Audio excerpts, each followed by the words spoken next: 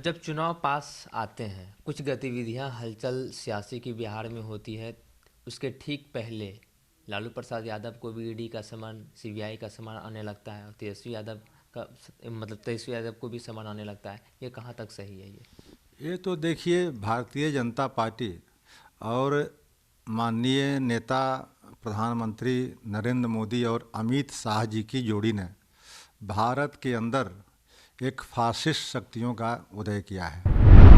ये लोकतंत्र का तकाजा है कि जो भी इस तरह की संवैधानिक संस्थाएं थी उसको स्वतंत्र रूप से रहने देना चाहिए और स्वतंत्र काम करने देना चाहिए।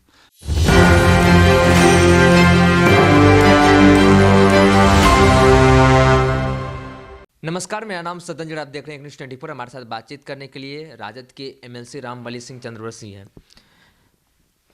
जब 2014 की चुनाव हुई और 2019 की चुनाव हुई, लालू प्रसाद यादव ने एक भी सीट अपनी पार्टी को नहीं दिलवा पाए।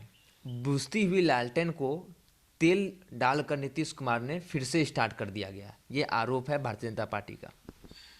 देखिए, इस आरोप के पहले भारतीय जनता पार्टी को यह आकलन करना चाहिए कि उस लोकसभा चुनाव में राष्ट्रीय जनता दल को कितने प्रतिशत मत आए और जनता दल यू को कितने प्रतिशत मत आए थे।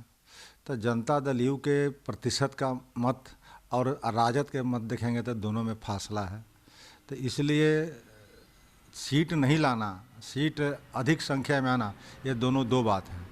सीट नहीं आए लेकिन अधिकांश सीटों पर वे विनर नहीं हुए तो रनर जरूर रहे और बहुत ही कहीं कहीं तो कम मतों के अंतर से राष्ट्रीय जनता दल के प्रत्याशी चुनाव में पराजित हुए। तो इसलिए गठबंधन कोलिशन का जो अभी हीरा आया उसी का एक वजह है, उसी का एक कारण है। नहीं तो कोलिशन का मैंने मिलन जुलन जो होता है पार्टियों के साथ गठबंधन का, वहीं से स्टार्ट हुआ और ये जो पिछले 10 वर्षों से हम लोग चल रहे हैं कोलिशन एरा में, हर पार्टी, बड़ी से बड़ी पार्टियां जो राष्ट्रीय पार्टियां हैं वह भी मजबूर है छोटे छोटे दलों से गठबंधन करने के लिए। उसी का कि अगर 1%, 2%, 3% भी किसी का अगर मत है तो उस मत का उस रिजल्ट में असर पड़ता है। कोई देखते हैं कि 2000, 5000, 10,000 वोटों से हार जाता है और किसी पार्टी के पास अगर 2% ही मत है तो 2% का मत कितना हो गया, उतना हज़ार हो गया। तो इसलिए छोटे छोटे पार्टियों का कोलिशन का स्टेज शुरू हुआ। ये 10-15 वर्षों का ये इतिहास में राजनीतिक क्षेत्र में एक नया प्रयोग है और उस प्रयोग में राष्ट्रीय जनता दल कहीं न कहीं विफल हुई। इसलिए इस तरह के आरोप लगा रही है भारतीय जनता पार्टी। लेकिन आरोपों को जब विश्लेषण करेगी तब पाएगी कि यह चीज़ें, स्थिति जो है उसके पहले भारतीय जनता पार्टी की क्या स्थिति थी। जी, भारतीय जनता पार्टी भी बिहार के अंदर शून्य था, 1-2 लोग जीतते थे, लोकसभा विधानसभा कुछ भी। हिंदुस्तान में उनकी स्थिति क्या थी 85 से पहले। तो इसलिए विश्लेषण करने का विषय वह नहीं है, यह है कि कितना प्रतिशत मत जो है किसी दल का है और उसमें लगातार स्टेगनेंट है या कहीं कुछ अचानक वृद्धि हो रही है। तो अचानक जब वृद्धि होती है तब उस पर समीक्षा होती है, या अचानक जब कोई वोट घटते हैं प्रतिशत तब उस पर चर्चा का विषय होता है। जब चुनाव पास आते हैं, कुछ गतिविधियां हलचल सियासी की बिहार में होती है। उसके ठीक पहले लालू प्रसाद यादव को भी ईडी का सामान, सीबीआई का सामान आने लगता है और तेजस्वी यादव को भी सामान आने लगता है। ये कहाँ तक सही है?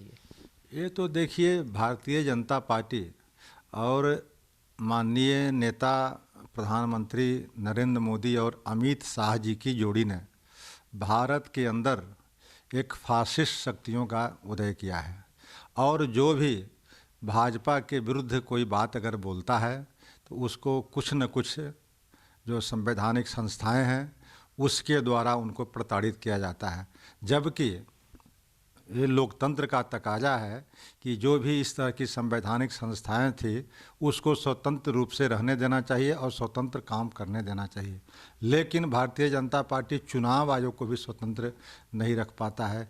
ईडी और इनकम टैक्स और वगैरह वगैरह जो चीज़ें हैं, सीबीआई, उसको भी हथकंडा बनाती है। सीबीआई पर तो बहुत पहले से भी आरोप लगते रहा था, लेकिन अब सीबीआई से बढ़कर के ईडी पर भी अब इस तरह की चीज़ें देखने को मिल रही है। इसलिए कहीं न कहीं लोकतंत्र के लिए एक निगेटिव पहलू है और ये लोकतंत्र को कहीं न कहीं शर्मसार करती है। आप सुन रहे थे राजा दमनसी रामबली सिंह चंद्रवंशी को। अन्य खबर के लिए आप बने रहिए अग्निष्ठ रिपोर्ट पर। मेरे सहयोगी आशुतोष सिंह के साथ मैं सदन जी पटना।